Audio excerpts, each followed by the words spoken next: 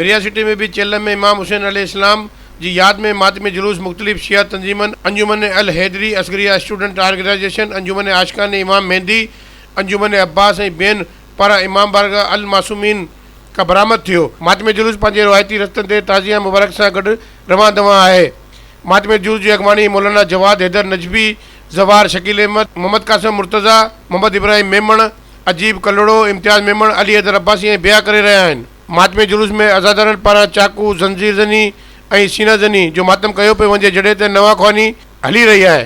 मातमी जुलूस पंहिंजे रवायती रस्तनि ते इमाम बारगाह सैयद लोंग शाह इमाम बारगाह बाब हैदर मरकज़ी इमाम बारगाह पारक पिड़ जोगी पिड़ समेत ॿियनि पिड़नि खां थींदो वापसि इमाम बारगाह अल मासूमीन ते नेर थींदो। मातमी जुलूस में सिक्योरिटी जा फुल प्रूफ इंतज़ामात कया विया आहिनि जॾहिं त सिहत खाते पारां ज़ख़्मी अज़ादारनि खे फौरी तिबी इमदाद ॾिनी पई वञे। सब्सक्राइब कयो अवामी न्यूज़ HD खे ऐं ताज़ा तरीन ख़बरुनि लाइ ॾिसंदा रहो अवामी न्यूज़ HD।